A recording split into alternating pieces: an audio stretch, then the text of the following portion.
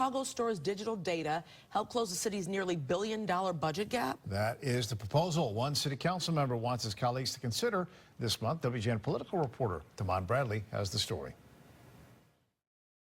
Good evening. This week, workers began tearing down the vacant former Sears World headquarters in Hoffman Estates before the site is turned into a data center.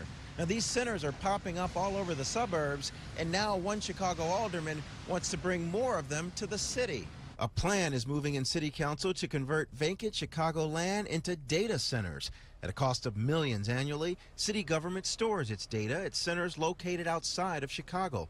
Alderman Gilbert Villegas, chair of the Council Technology Committee, has written an ordinance requiring more city data be stored in the city. We have data, which is an asset that we're paying hyperscalers to store for us. And what we're seeing is that a lot of that data is not being stored within the city of Chicago, or really, quite frankly, in the state of Illinois. A data center is a physical facility used to house information and critical applications. Each center has routers, storage systems, and servers. Your phone is using a data center right now. The data that is being stored ties to a physical building. Even when people talk about the cloud is a data center. It may be a cluster of data centers. Craig Huffman of Metro Edge Development Partners wants to build a data center in the Illinois Medical District using private funding. City of Chicago employees are required to live in Chicago. Our data is not.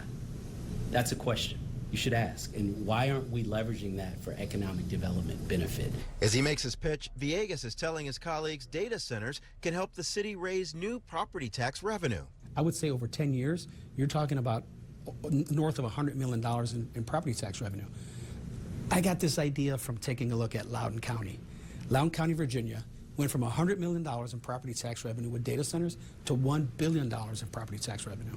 Alderman Villegas is working to build support for his measure, but some colleagues have raised concern about the amount of energy data centers use and the potential environmental impact. In my ordinance, there's a requirement that the sustainability officer will create an interdepartmental working group so that way we can analyze all the new technology that's coming on board in order to address sustainability. Alderman Villegas will hold a hearing on his ordinance next Wednesday, hoping that the full city council takes it up later this month.